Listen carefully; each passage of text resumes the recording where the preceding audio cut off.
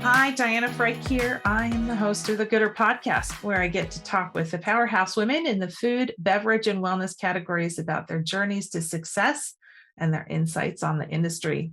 This episode is brought to you by Retail Voodoo, a brand development firm providing strategic brand and design services for brands in the food, wellness, and beverage industries. Our clients include Starbucks, Kind, REI, PepsiCo, Hi-Key, and many other market leaders. If your goal is to crush your competition by driving growth and disrupting the marketplace with new and innovative ideas, give us a call and let's talk. You can learn more at retail-voodoo.com.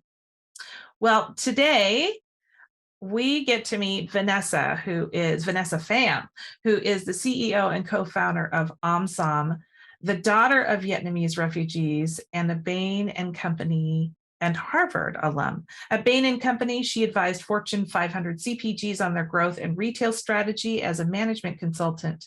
Outside of Omsom, Vanessa speaks on entrepreneurship and heart-forward leadership at organizations like General Mills and PepsiCo, mentors BIPOC founders, and finds joy in cooking all things fermented, caramelized, and braised. Super yum. She has been recognized as a Forbes 30 under 30 and a Create and Cultivate 100. And now, before we step into the conversation with Vanessa and bring her on officially, I really want to say the funnest part about my show is when I have a regular guest reach out to me and say, hey, is it possible for you to bring on a certain guest? And in this instance, Vanessa was requested by Emily Ma, who reached out to me a couple of months ago and said, hey, I'm really inspired by Vanessa, would love to hear her on your show. So thank you for the inspiration, Emily. I'm glad we could make this happen. So welcome, Vanessa. How are you? Diana, thank you so much for having me. And Emily, thanks so much for requesting that I be on here. That's such an honor. And I'm so excited to chat and share my story and hopefully be helpful in some way to the folks and the listeners. Of course. Well, and are you in LA? Remind me. I am based out of Brooklyn, and our Omsom HQ is also in Brooklyn. We've built out, I know you can see a little bit here, we've built out quite a fun office here. So yeah, we love being in person as much as we can. Oh my gosh, is that happening for real for you guys now? We are 2 days a week in person, but not everybody. We definitely have about, half the team remote and half the team here. Okay. Yeah, we're in that space too. Okay. Well, we'll talk about virtual another time. I really want to start off with, I've done enough homework to know that I'm excited. I think we're kindred spirits because I myself am also loud. And I'm very passionate about the things that I'm passionate about. So I'm sure that we're related in some way, shape, or form. But let's start with Omsom. Tell us about the brand and what it stands for. Absolutely. So Omsom is a proud and loud Asian food brand that I started with my sister, who's my co-founder. We're both the daughters of Vietnamese refugees, as you mentioned. And basically, we craft pantry shortcuts that allow you to make your favorite Asian dishes in under 15, 20 minutes. We partner with iconic chefs to create products with cultural integrity. And our mission is to educate on the multitudes within Asian America and honor and celebrate the communities and cuisines that we represent in our product line.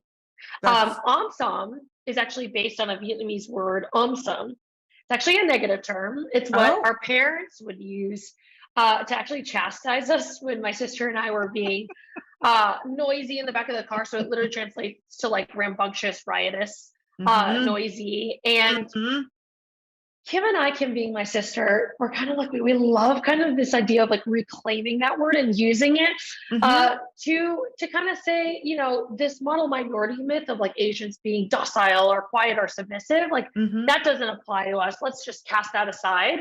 And honestly, what we say is we put our middle finger to that myth and we bring this noisy and riotous spirit to everything that we do, whether it's the flavors in our product, our branding, our visual identity, or maybe even some of the views that I'll share in this podcast. We try to show up just as we are and be unapologetic about who we are.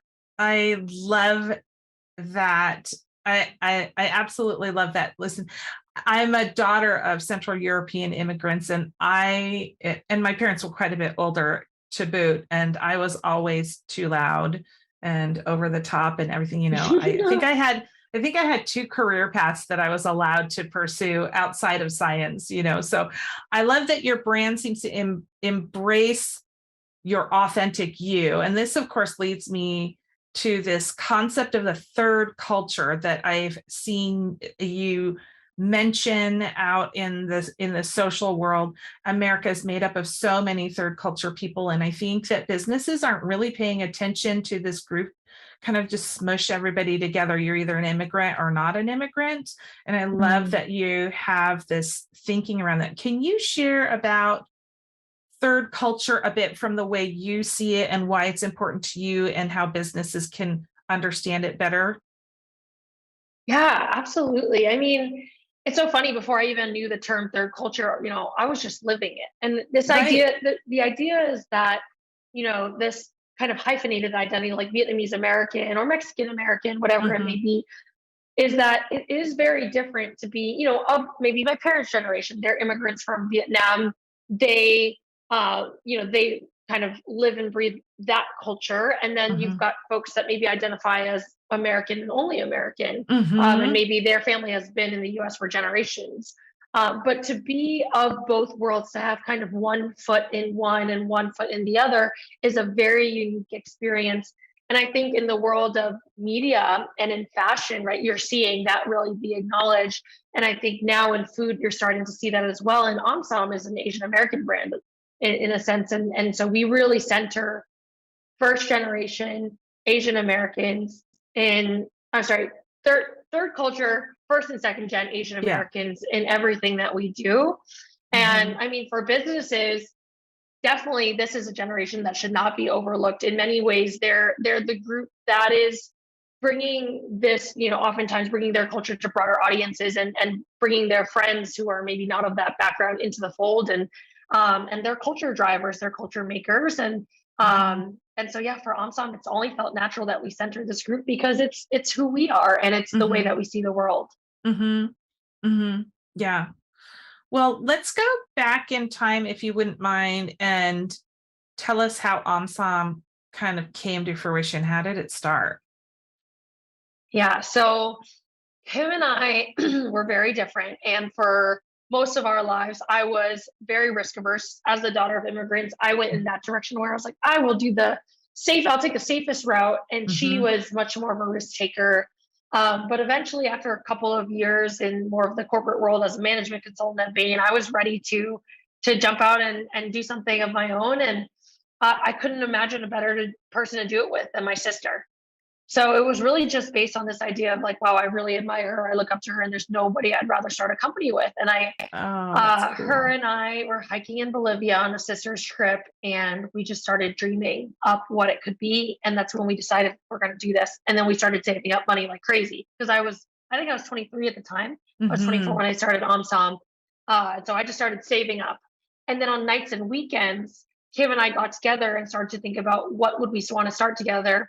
And it really just became for us very clear that Mm-hmm. mission was the most important thing to us, because startups are so risky. They're such Yep. moonshots. Yeah. And we were like, we're not going to sign up for something really hard that's very unlikely to be successful if it's not deeply aligned with our values and what we want the world to look like one day. Yeah. And so we dreamed from the place of mission. And that's why I think Omsom today looks the way that it does, is because that's Mm-hmm. kind of what it was born out of.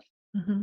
As you guys were talking, I'm just curious, as you were, because we've worked with many founder owners, and I think it's interesting. I have heard of so many founder stories that have happened out in nature on hikes. So it's so interesting to hear you say that about you and Kim. Mhm. But as you guys were thinking about it, was it more about what can we do together, or was there something more like, what can we do that celebrates our culture, or what do we love? Like talk a little bit about that. What was, you said mission was important, but then also, I mean, you could have done anything and you've decided on this set of products. So Yeah. what led you to food? Yeah, great question. So when we sat down on those nights and weekends and started brainstorming, we were basically brainstorming against two areas. The first was, okay, of all, now that we know that it has to be deeply mission driven, what are the missions that Yeah. we are excited about? Mhm. And at the end of the day, just looking out at the way that the world was evolving and looking at, some of the political movements that we were seeing, we've really felt that making the world a more equitable place, and educating people Yeah. on different cultures, especially our culture as Asian Americans, was really important to us. And so that's why we decided, let's center the Asian American audience. Let's be unapologetic. Let's create a brand that's Mhm. going to help people understand and become um, excited about and Yeah. want to support the Asian American community. Yeah. And that was the mission that we ultimately centered around, really educating on the multitudes within Asian America, because Asians have been flattened um, and erased for so long. And Mm. then on the other side, around like, okay, yes, this is the mission we want to touch. How do we want to do that? In what category? Why food? Um, we started brainstorming different areas that we were excited about, different categories, different types of businesses. And we basically both sat there, stared at a piece of paper, and wrote food and came up with food because we've just loved food as a form. For us, it's meant so much more than a form of sustenance, right? It Right. was a love language with our parents. It was a way that we were getting in touch with our identity. Yeah. Whereas in much of our childhood, we felt like we had to suppress parts of our identity to fit in. We grew up in a Yes. 99% white hometown, but Mhm. food was the place where, even in our most kind of like uncertain standing with our identity, we could not deny kind of Right. that meaningful connection. Then, as we grew up, unlearned a lot of that, internalized racism, food became one of the first touch Yeah. points for us. So yeah, it just became really natural, even though at that point we had already spoken to operators, founders, and investors, and had heard Yeah. how hard food is, how Yeah. challenging supply chains, Right. how slim margins, all of this were. And we were like, okay, but that's the only thing that we really care about. And so we did it. When you are thinking about those early days so you are now in startup, you have your idea, you have where do the recipes come from? Where did you get your inspiration? Who did you pull in? And are any of those people that you pulled in the very beginning still involved in your lives as part of the business? Oh my gosh. Yeah, absolutely. So, because from day one of our missions was to honor and celebrate the communities Yeah. and cuisines that we represent, Yeah. it was really important to us that we craft products with cultural integrity. Right. And for us, that was a process of doing our research, pulling in the right people, creating like equitable structures behind, like the behind the Mm. scenes within the company, to do right by those communities. And so we became right away, it became very clear to us, like, we're Vietnamese Americans. We are not experts on Japanese cuisine, Korean cuisine, Right. Filipino cuisine. Like that, let's not conflate all of them. And so early on, it became very clear to us, like, we want to build this the right way. And so we kind of developed our business model to include who we call tastemakers. And these are basically our iconic chef partners that Uh-huh. are of these backgrounds and have built their careers in these respective cuisines. So they are absolute experts.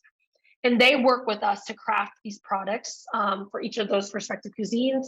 And they get a cut of sales into the future. Oh, And so interesting. they Okay. absolutely still work with us today because they've crafted those products and they're part of our journey. And yeah, they're still getting royalties on all the products, which is something we're really proud of. Oh, that's so brilliant. I like that kind of revenue share model with respect to the giving. What I love about that is, I mean, it's sort of a revenue share model, Mhm.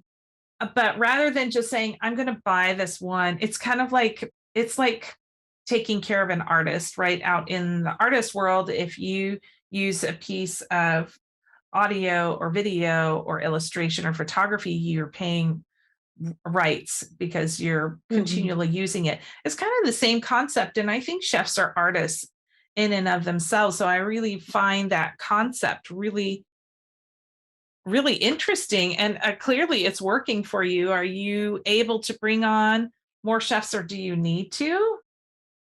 Absolutely. Yeah, Yeah. we are. As we work on new products, we are Yeah. definitely continuing that model, bringing in new chefs, new creators of all kinds. And I think it's really important to us that we do that. And, you know, I, for one, really believe that it makes a huge difference with our products. These chefs are, incredibly skilled at what they do, and they have a very high standard. And that really forces us to be creative and extremely thoughtful in our sourcing Yeah. and in our processes around manufacturing. I Yeah. think it's a huge part of the reason why we have a very differentiated set of products. I love that. I love that. Now, these are usually things that people don't like to share, but I always find that there's always a couple of these that happen where something didn't go the way that you wanted it to. And All the it time. changed, yeah. And it literally changed the trajectory. So there's the things that go wrong all the time and you kind of like fixing them. But then there are the ones where something doesn't go the way you want it to or the way it should. And it kind of changed the trajectory of the business in as a way of sort of like making it part of the success, like the failure component. I don't know if you have one of those that you can share with us where it's like, yeah, that ended up doing this, but that's why we now do this and it's really working well for us. That's a really interesting question. I mean, we do have so many things that go wrong all the time, but we do learn so much from them. Yeah. Trying to think what might be a good example of that. Hmm. I mean, okay, here's one really early on. Yeah. So really early on when we just started fundraising, like our pre-seed, Yeah. we got no's from so many people. I mean, Mm-hmm. we were raising for an early stage food brand, which there was at this time, especially very little funding that was Yeah. going there. And then Yeah. also we didn't have much to show for it. We had like a little beta that we had done. Sure. I was really young. My sister was young. We didn't have like tons of experience, nor did we have any like meaningful connections in the right Yeah. space. And so, part of what we did was like, okay, I guess we should just like apply to accelerators. Like that feels like a good starting point for like really early stage brands. And Okay. I remember we applied to Y Combinator, which Okay. is like a very prestigious accelerator. Yes. And we flew out there, we interviewed with them, and I had lots of friends that had gone through it just from Harvard. And I think after one round of interviews, we got turned down. And I remember we were like really sad because we thought, oh, like that was Yeah. such a great That was the ticket. opportunity. Yeah. Mm-hmm. Totally. And ultimately, I think that was a really important learning point for us. Is like it helped us really understand, like, we're like a food brand, like we're a proper CPG brand. Like this isn't Yes. food tech. There's this like there was this whole trend, and still kind of somewhat continues today, where there's Yes. all these like consumer products that are trying to purport to be tech companies of some sort to like get that kind of investment and command that type of multiple in terms of valuation. And Yeah. I think early on that was a really important lesson for us. And ultimately what we ended up doing was being a part of the Mars Seeds of Change Accelerator, which included like a 50K equity free grant. And like we met some of our closest mentors there and many of our investors through that program. Really? And that was like a very helpful, I think one opportunity for us. I think beyond that, that really helped us see like, okay, as much as like tech and like the world of food tech sounds really sexy and compelling, like let's be honest about who we are, what our moat is, and therefore who we need along for the journey to help us be successful. Yes. And so, the Mars Accelerator was a really incredible experience for us. We were the only pre-launch brand that was a part of it. And to this day, some of our closest mentors and investors we met back then. I love it. Thank you so much. Well, so speaking of leadership and mentors, I like my next question is like, who, well, normally I ask who do you like to connect with on a regular basis, but maybe it might be more, maybe the question is a little bit more of like, excuse me, what sort of advice have you received from mentorships that you kind of tuck in the back of your brain, like for me, I'll say that one of the things that my business coach keeps telling me is like, you can't, unless you take a risk, you're not going to be able to move forward. So you've got to live into your future. So that tucks into the back of my brain all the time. What do you carry with you from a mentorship standpoint that kind of guides you during some of those days? Yeah.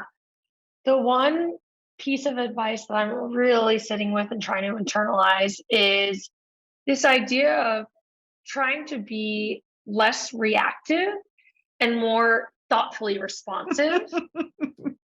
I've learned in entrepreneurship that there's so much that goes wrong every day. And I think the first step to acting from a place of like intention, thoughtfulness, and equanimity is really first being honest about what went wrong, where you're at, and accepting it before taking a course of action. Yeah. And when I think back to the times where, I wish I made a different decision, it's often because I was coming from a place of reactiveness, which is underpinning that is like oftentimes fear or scarcity or false urgency. Yeah. So in my journey of leadership, that is certainly a lesson that I'm really trying to internalize that doesn't always come naturally to me. It doesn't even come naturally to me. And I am 51 years old. Like I keep going, someday when I grow up, this is going to be a different story. But they think it's part of my DNA. But I think the self-awareness certainly helps slow the simmer, if that makes any sense at all. Absolutely. And I used to think it was just like, take a breath and then slow things down. And I totally think that's important. I think the step that I'm really trying to internalize is the intentionally accept your circumstance. Ooh. Oh, that's so powerful. Don't act from a place of resistance to your circumstance. Accept it. Yes. Then decide how you want to try to change it. Yes. But it's a very different frame of mind being like, this situation is unbearable and I must change it versus be like, I'm accepting this. And what else might I reach for? Yes. Ooh, I love that. So powerful. I love that because especially for entrepreneurs, it is very easy to be reactive because that whole false urgency and fear, maybe not fear of loss, but fear of loss in a negative. Well, it's always, depends on how you look at it. I've been an entrepreneur and in sales for many years. And for me, losing a sale is not about the company is going to die. It's about not winning. If that makes any sense. Totally. Everybody's got their own motivators, but oftentimes they manifest in similar ways, which is just like the physical and felt experience of urgency and pressure. Yes, I love it. Well, so then let's look at the flip side, maybe. Let's talk about some things that have you excited, or maybe something that you're the most proud of. And it's so hard to say what am I the most proud of, especially when it's your baby and your brand. But maybe something like in the last year or two, especially with all the bumpiness that's been going on with supply chain and changing consumer behavior in a whiplash format, what are you proud of right now? Oh my gosh. You're so right to say that it is, such a hard journey, and especially now, but I definitely am taking care to try to sit with some of the wins. And Good. I would say at the end of the day, the pieces of our story that make me the most proud are the impact that we've been able to make in terms of driving national dialogues and conversations around really important topics, whether that's with consumers in our community and educating around the myths around MSG, for example, or within the industry where I had a chance to speak at Expo West around cultural brands and cultural appropriation, right? Those are hard topics to discuss, and there's tons of nuance there. And to have a platform to share my perspective as a Vietnamese American and Southeast Asian woman is really meaningful to me. And then hopefully to, empower other people to share their perspectives and to drive change. One of the things that I think was really, representative of that change was that Whole30 in the last 6 months or so, recently removed MSG from their banned ingredients list, and they cited Omsom's work as one of the Wow. Oh reasons my that they did that. gosh. And that, to me, that type of institutional change that reverberates within the industry Yes. is something that I feel, deeply proud of our team for, and we continue to be committed to that kind of That's work. awesome. That is amazing to hear. I had learned about MSG. Have you heard of a show called Adam Ruins Everything? Oh It's yes, I have. Yeah. he did, and Adam Conover is like a Second City comedian, but he created this whole show that was supposed to blow up myths about a lot of things that, well, were myths. And he did a whole Yeah. episode on MSG, and it is corny and hilarious. If you want to ever look that up, that will make you laugh, I guarantee. I But love that's awesome. I love to hear that you're using this platform of success to kind of turn things around. Thank you for that. I'm curious, you've already given so much advice on the work that you are doing for yourself, in yourself, just personally. What advice do you, but this is kind of a different kind of advice. What kind of advice do you find yourself giving other people that are on a journey similar to yours? Yeah. Yeah. I really appreciate any opportunity I have to connect with other founders. And if I can be helpful, I do love to do that, in the form of mentorship or otherwise. And Mm-hmm. one of the things that I really coach folks on, especially women and women of color and people of color, is getting really comfortable, like getting buy-in from other people in terms of you and your company constantly. I Mm-hmm. think sometimes that can feel like less comfortable to Yeah. people who might have those identities. It might feel Yeah. like bragging. It might feel Yeah. uncalled for. But I have found that getting people bought in on you, believing in your vision, inspired by you, energized by you, is the fastest Yeah. way Yeah. to 5x, 10x your impact and your ability to Yeah. grow or to get the outcomes that you want for your business to thrive, because Yeah. we can't do it alone. It takes a Right. village, and it Right. takes persuading people who have traditionally held on to power and decision making control over where resources Mm-hmm. and opportunities go. And so you have to convince those people to believe in you. And so I take this approach everywhere. I think most often people assume this only happens with investors, with pitching, but I Mm-hmm. take this approach in speaking to co-manufacturers, to Yes. suppliers, to retailers, Yes. everybody that you interface with. They're Yeah. taking a chance on you. They could be Yeah. giving their time somewhere else, Yeah. their resources somewhere else. So, I just really encourage people to get really comfortable with that Yeah. and do so from a place of like authentic excitement and conviction, as Yes. opposed to like, pitching and which Yeah. can feel so, I don't know, it makes me feel empty at the end of the day. I Yeah. try to, as much as possible, come from a place of genuine conviction within Yeah. ourselves. Yeah. And what's beautiful about that approach is that I find that vendor partners or suppliers and media partners, et cetera, can be our biggest advocates because they want to be enrolled in something bigger. They really do. And I think when your community of when your communication community, I don't know what the word is, when your influence starts to impact people outside of just a simple communication channel, maybe that's what I'm trying to Mm, say.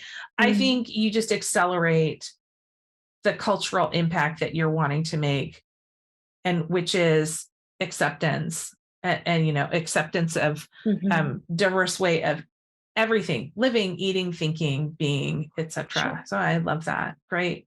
Well, so what's next for you or Onsom? Anything that you can share at this time? Yeah. Oh my gosh, it's a very exciting time at Omsom. I mean, the biggest change that's happening for us right now is that we are launching nationally in Whole Foods, which is really Big exciting. And deal. they have been such great partners to us.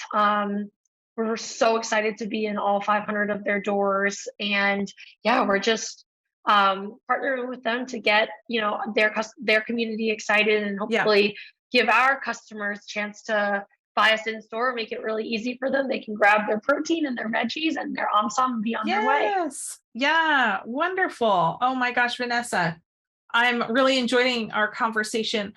Well, we're just about ready to wrap up, but there's a couple of questions I like to ask everybody that's kind of like non sequitur. Like we've learned all this amazingness about you and what you're up to.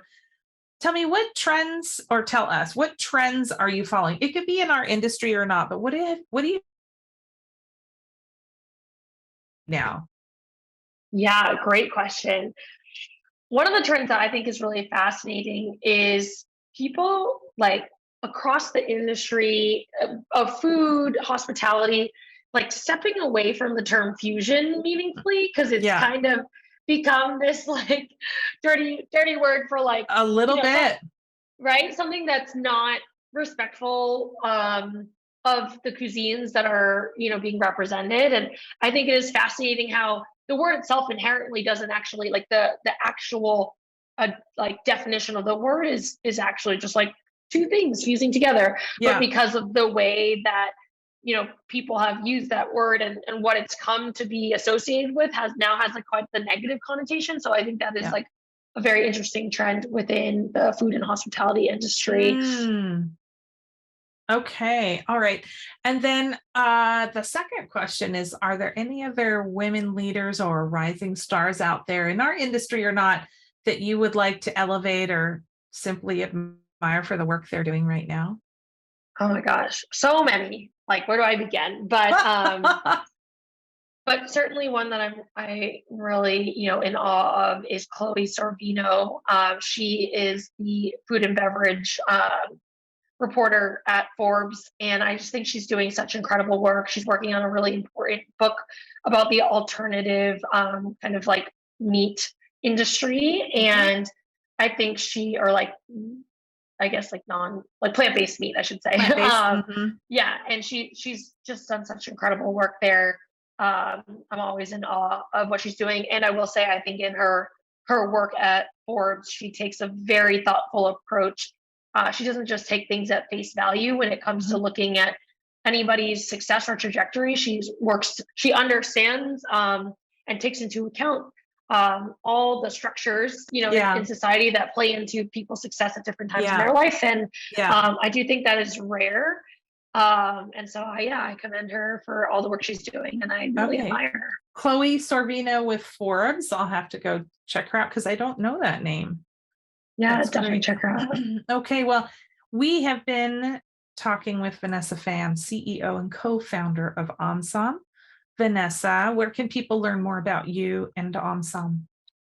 Absolutely. I would say a couple of places. Instagram at Omsom, OMSOM is really where you'll get some of our incredible content, discourse on Asian American culture and food, omsom.com. And then my personal Instagram at Vanessa T Pham, Pham is how you spell my last name.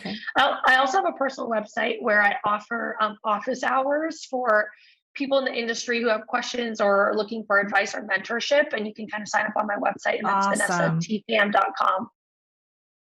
Yes. Oh, okay. Well, my goodness. Thank you so much for your time today, Vanessa.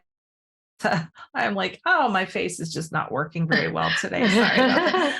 I am so happy to have met you personally. Really inspired by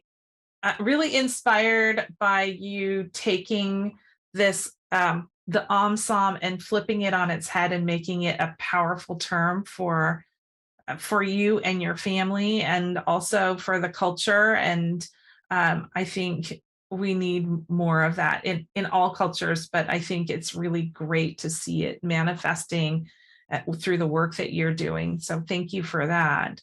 And can't wait to see what you're doing next. Are you speaking at Expo East? I'm sure you're going to Expo East.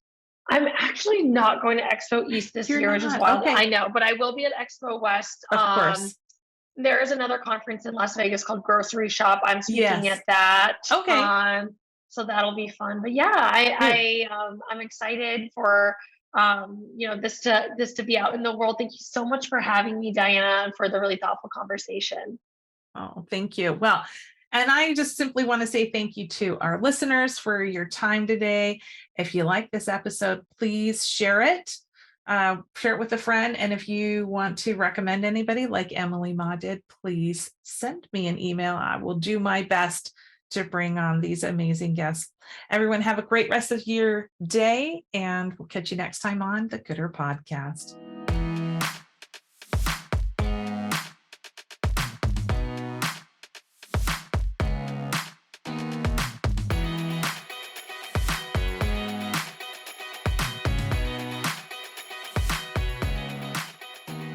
Produced by Heartcast Media.